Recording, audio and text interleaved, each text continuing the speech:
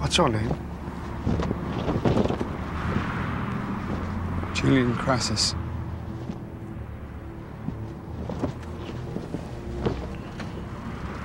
Name? Marcus, sire. My father's name.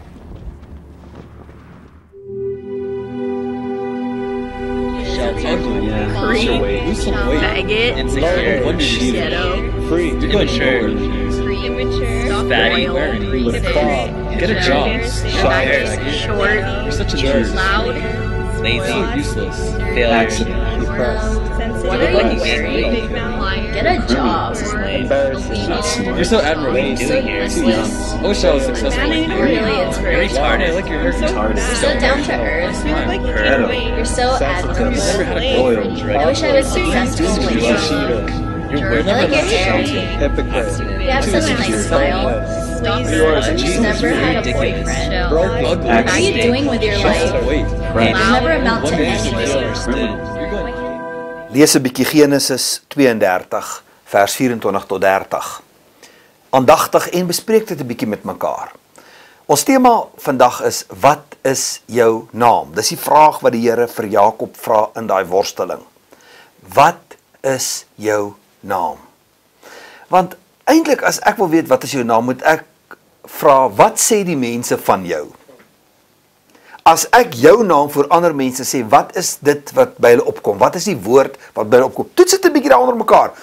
Kyk 'n bietjie na mekaar en moenie jou op jou geboortenaam noem nie, maar sê vir my in een woord of sê vir mekaar in een woord, hoe beskryf jy die persoon wat daar saam met jou is? Want eintlik is dit jou naam. Nou Jakob is nou sy storie hier, hy sê ma se witbroodjie, né, en jy ken eintlik daai hele storie van, hy is hierdie bedrieër, en hy bedrieg sy broer, en hy bedrieg sy pa, en uiteindelik word hy 'n vlugteling, want van kleins af is hy bedrieër, want dis wat Jakob beteken, so elke ou wat hom noem hom eintlik bedrieër, en eintlik is sy ma die groot skemer, want sy is eintlik die een wat sê, kom ons bedrieg jou pa.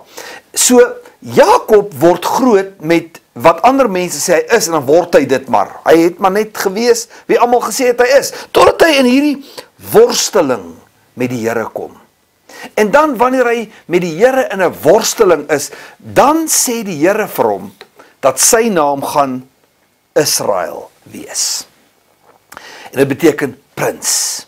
So met ander woorde, die Here het 'n naam vir jou, wat hy oor jou droom. Nie wat jou ma en pa jou gegee het nie, nie wat ander mense van jou sê nie, en nie self wat jy van jouself sê nie, maar die Here het 'n naam wat jou destiny eintlik is. Die Here het 'n naam wat die planne is wat hy met jou lewe het, en net in 'n worsteling met die Here, gaan jy dit ontdek. Daarom wil ek jou vra, wat is jou naam? Weet jy wat jou naam is? As 'n mens 'n bietjie verder gaan in Genesis 35 vers 16 tot 18, dan kom ons op daai punt waar Rachel moet sterwe, waar sy doodgaan, en dan het sy 'n seun in haar geboorte. Sy gee geboorte aan 'n seun en dan sterf sy. En net voor sy doodgaan, en as hulle vir haar vra, wat moet hierdie seun se naam wees, dan sê hy Ben-Oni, wat beteken seun van my smarte. En dan is hy dood, en dan bring die vroedvrou die babietjie na Jakob toe, en hy vra, wat is die kind se naam?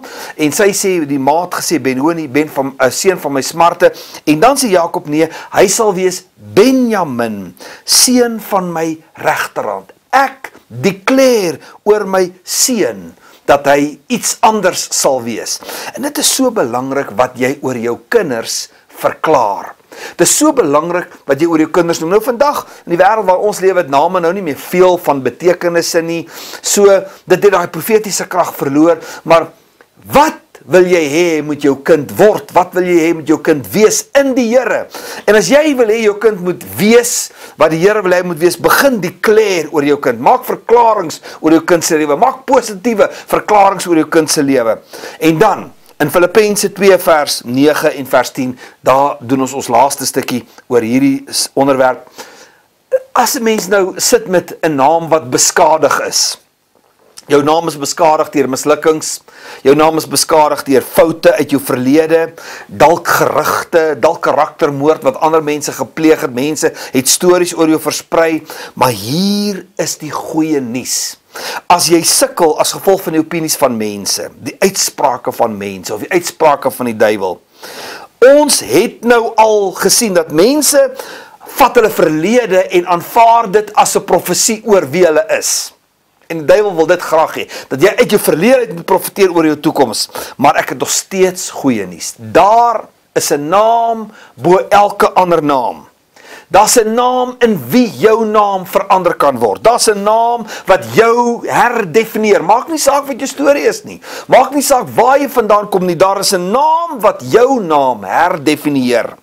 Jy sien, die Here weet wie jy regtig is, want hy het jou gevorm in 'n baarmoeder. Hy het jou geskep. Selfs toe jy nog ver was van hom af, het hy geweet wat jou naam regtig is. En ek stel voor dat jy op jou knieë kom en met die Here worstel totdat jy weet wat jou naam is. Daar's 3 ouetjies in die Bybel. As ek nou vir jou sê, ken jy Hananja, Misael en Asaria, dan gaan jy my nou snaaks aankyk en sê, wie's dit? As ek sê, weet jy wie is Sadrag, Mesach en Abednego, gaan daar dalk ergens 'n klokkie lui, en as jy onlangs in een van ons familiebyeenkomste was, en ek sê, Saalsak, Meelsak en Appelboom, dan gaan jy dalk weet van wie ek praat. Hierdie 3 Hebreëse name beteken die Here is genadig, wie is soos die Here, en die Here het gehelp. Maar dan kom hulle by Nebukadneser in ballingskap, en hy gee vir hulle die name van afgode. Eintlik gee hy hulle name wat afgode aanbid. Hy het die naam op die pakkie verander, maar hy kon nie verander wie die Here gesê het hulle is nie, wie hulle in die Here was. Jy nou ken die storie, in die 4 oond, brandende 4 oond, hulle is lewendig, en daar's nou 4 in plaas van 3, en dan word hulle uitgeroep, en hulle klere het nie eens na rook geruik nie, en kan jy dink wat het daai 3 manne gesê, toe hulle by daai 4 oond uitkom, wat het hulle geroep, wat het hulle gebid? Die een het gesê, die Here het ons gehelp, dis my naam. Die ander het gesê, die Here is genadig, dit is my naam. Die ander het gesê, wie is soos die Here, dit is my naam. So ek vra jou vandag, wat profeteer jy oor jouself? Wat profeteer jy oor wie jy is? En dan gaan jy vandag 'n verklaring daar in jou werkboekie sien, want ek wil hê julle moet hardop maak, en jy moet elke dag eintlik hardop oor jouself verklaar. Herdefinieer jouself oor wie jy in die Here is.